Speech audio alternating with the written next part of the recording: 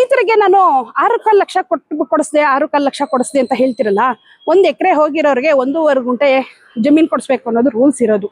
ನೀವು 6 ಲಕ್ಷ ಏನೋ ಕೊಟ್ಬಿಟ್ಟು ಅವ್ರಿಗೆ ದುಡ್ಡು ಕೊಡ್ಸಿದೀವಿ ಅಂತ ನೀವು ಹೇಳ್ತಿದ್ದೀರಿ. ಆಯ್ತು, ಅಷ್ಟಕ್ಕೆ ಸಾಕಾಗೋಯ್ತಾ? 6 ಲಕ್ಷ ಇವತ್ತಿನ ಕಾಲದಲ್ಲಿ ಸ್ವಾಮಿ ಕೂತ್ ತಿಂದ್ರೆ ಕುಡಿಕೆ ಹೊನ್ನು ಸಾಲದು ಅಂತ ಹೇಳ್ತಾರೆ.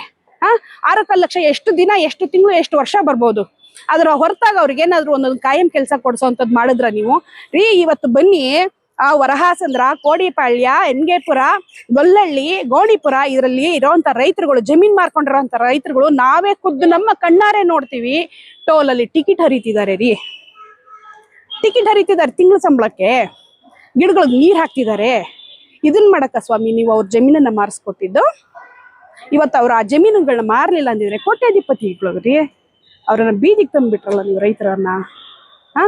ಈಗ ಹೇಳಿ, ಯಾರ್ರೀ ಜನಗಳ ಸಮಸ್ಯೆಗೆ ಸ್ಪಂದಿಸ್ತಾ ಇರೋಂಥ ನಮ್ಮ ಶಾಸಕರು ಎಸ್.ಟಿ. ಸೋಮಶೇಖರ್ ಅವರು ಬೆಟರಾ?